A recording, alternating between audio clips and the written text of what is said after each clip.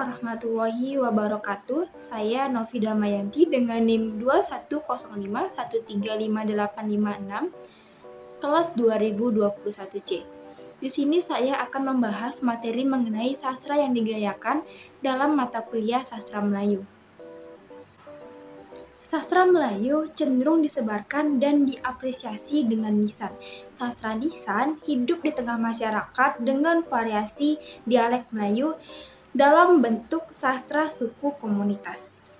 Sastra lisan adalah kesusastraan yang mencakup ekspresi kesusastraan warga, suatu kebudayaan yang disebarluaskan secara turun-temurun atau dari mulut ke mulut.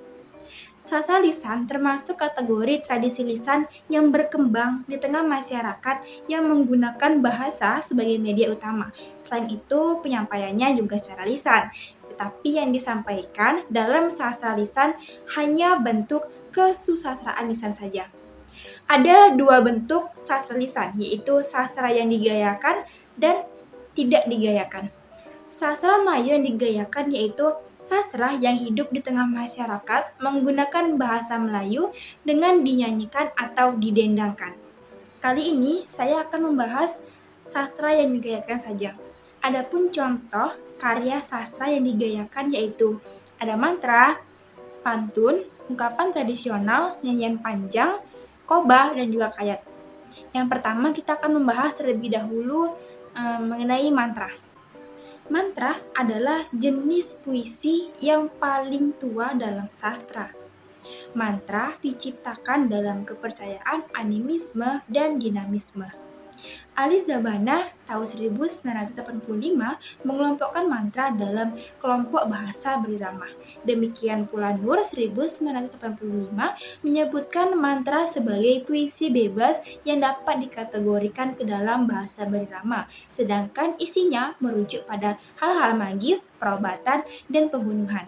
Istilah lain untuk mantra adalah jampi, serapah, sembur, puja, cuca, seru, kemat, dan lain-lain. Di sini saya akan memperkenalkan contoh mantra dari Jamaris tahun 1990 halaman 20 sampai 25. Ia memperkenalkan dan membicarakan mantra berdasarkan tulisan Hoyka 1952 dan Wilkinson 1907 yang memperkenalkan mantra yang biasa digunakan waktu berburu rusa, mengusir harimau, menyadap nira, menghindari pengaruh jahat hantu, jin yang tinggal di hutan, gunung, sungai, gua, dan sebagainya, dan juga mantra doa si awang labe.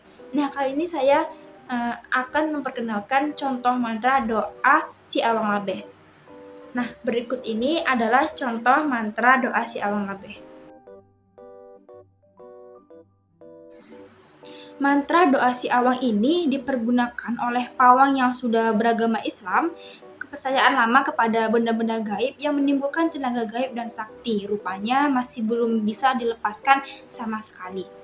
Dalam mantra ini disebutkan nama Allah, nama Muhammad, malaikat Jibril, Mikail, juga disebutkan Yasin Ul-Quran, yaitu salah satu surah dalam Al-Quran yang dianggap tinggi kedudukannya daripada surah-surah yang lain.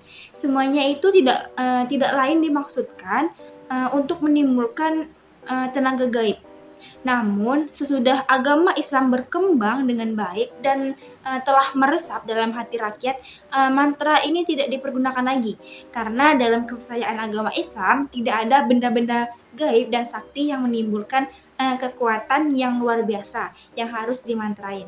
Kecuali kekuatan Allah semata yang menguasai seluruh alam ini. Dengan demikian, orang sudah tidak perlu lagi minta pertolongan kepada hantu, jin, setan, gunung yang tinggi, sungai-sungai yang besar, dan sebagainya. Cukup hanya berdoa kepada Allah Subhanahu wa Ta'ala saja. Baiklah, selanjutnya saya akan membahas mengenai pantun. Pantun adalah puisi yang paling populer dalam sastra Melayu. Pantun adalah puisi atau sajak yang berlarik 4 dengan berirama ABAB yang terdiri atas 2 larik sampiran dan 2 larik isi atau makna yang terkandung dalam pantun itu. Ada sebuah buku yang berisi kumpulan pantun Melayu yang berjudul Pantun Melayu. berasal dari Balai Pustaka pada tahun 1978, cetakan ulangnya pada tahun 1980. Buku ini berisi atas 264 halaman, berisi 1575 bait pantun yang dikelompokkan dalam 3 kelompok besar, yaitu yang pertama, pantun anak-anak yang berupa pantun bersukacita dan pantun berdukacita. Yang kedua, pantun orang muda, pantun berhibah hati, pantun berkasih-kasih, pantun bercerai, dan pantun jenaka. Yang ketiga, ungkapan yang berupa pantun nasihat, pantun adat, dan pantun agama. Di sini saya akan memberikan contoh pantun yang tergolong ke dalam pantun agama. Pantun nasihat dalam kaitannya dengan agama. Kemumu di dalam semak, jatuh melayang selaranya, meskipun ilmu setinggi tegak, tidak sembayang apa gunanya. Yang kedua, asam kandis, asam gulugur. Ketiga asam riang-riang, menangis di pintu kubur, teringat badan tidak sembayang. Yang ketiga, orang bayang pergi mengaji, kecubada jalan ke panti, meninggalkan sembayang jadi berani, seperti badak tidak akan mati.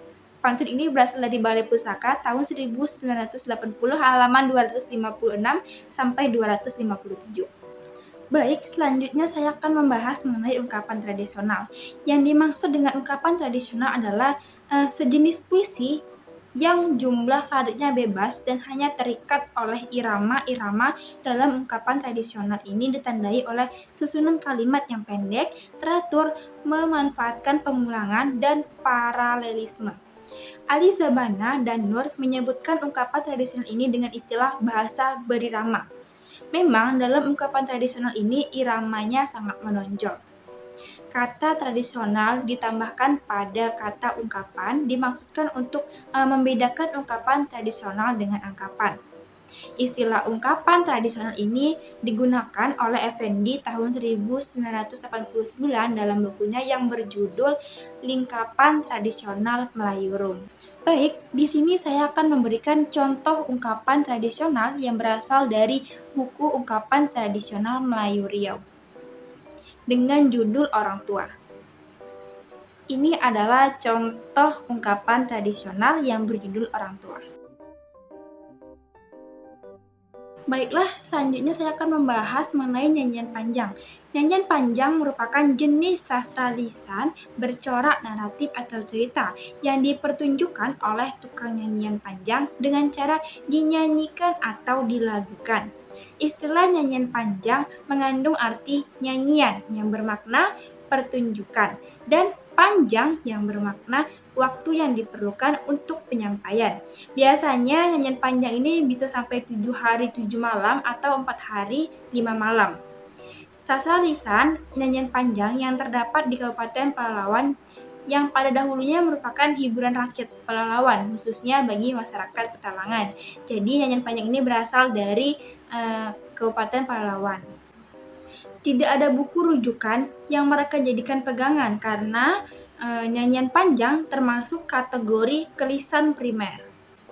Tidak semua orang bisa menyanyikan nyanyian panjang ini. Biasanya setiap persukuan memiliki penyanyi untuk membawakan nyanyian panjang. Keahlian yang dimiliki seorang penyanyi diberikan secara turun-temurun dalam lingkungan keluarga. Salah satu contoh nyanyian panjang yaitu cerita nyanyian panjang Bujang Tang Domang yang berisi tombo dari suku Montiraja atau Sialangkawan di Desa Betung, Kecamatan Pengkalan Kuras, Kabupaten Kampar. Menurut adat, penutur utamanya adalah Datuk Pembilang Tombo. Penyusun cerita ini dilakukan secara bersama-sama melalui berbagai sumber diskusi dan musyawarah yang melibatkan banyak orang.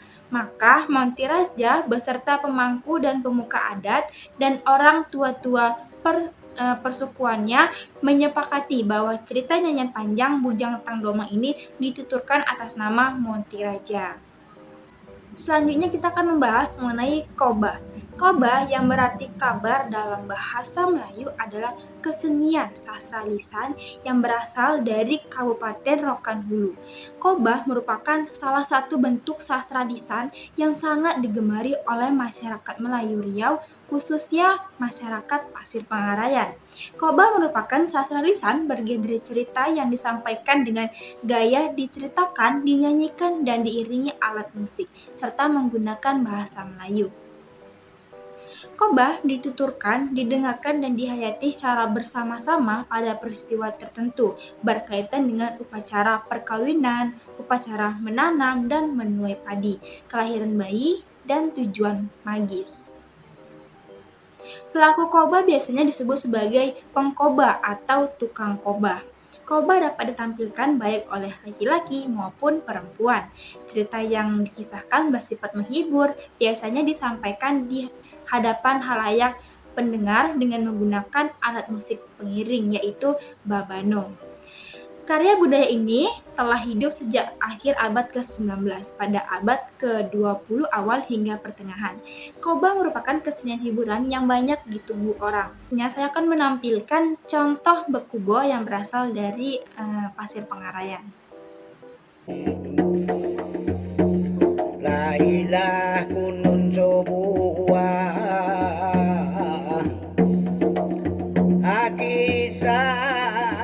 kisah dirangkai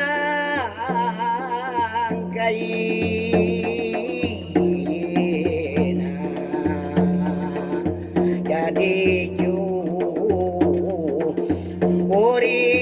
curito dirangkai menjadi kobana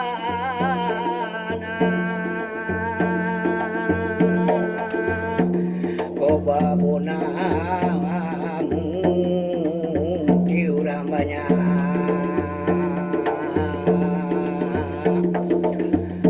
aposan denganku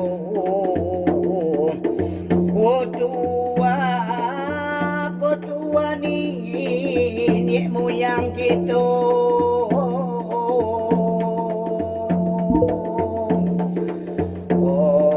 posan orang tu zaman potang.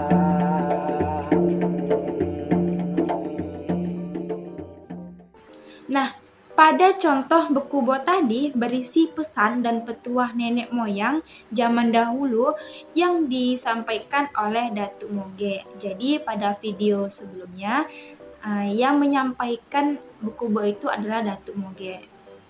Oke, yang terakhir saya akan membahas kayat. Kayat adalah salah satu genre sastra lisan yang berkembang dalam masyarakat Rantau Kuantan, Kampar, dan Rokan di Riau. Secara etimologis, kata kayat adalah pengucapan menurut bahasa Melayu Riau, dialek Kuantan untuk kata hikayat. Kayat disampaikan dalam bentuk pantun oleh seorang tukang kayat.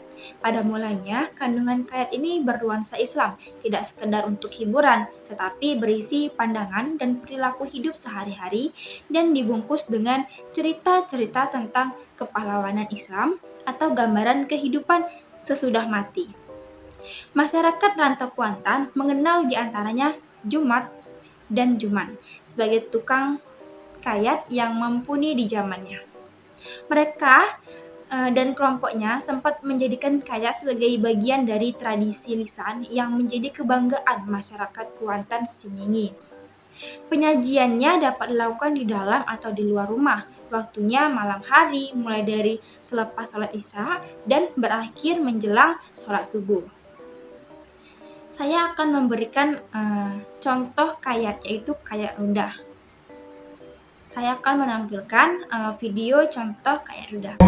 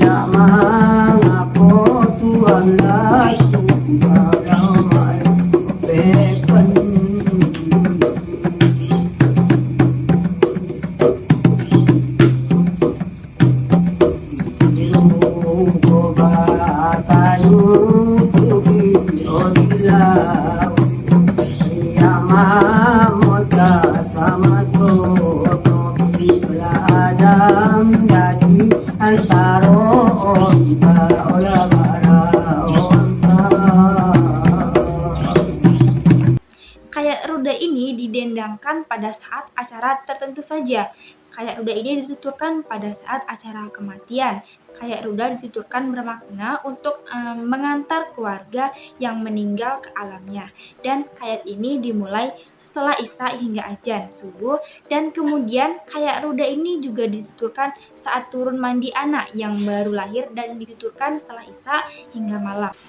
Baik, sekianlah materi mengenai sastra Melayu yang digayakan yang dapat saya sampaikan. Lebih dan kurangnya saya mohon maaf.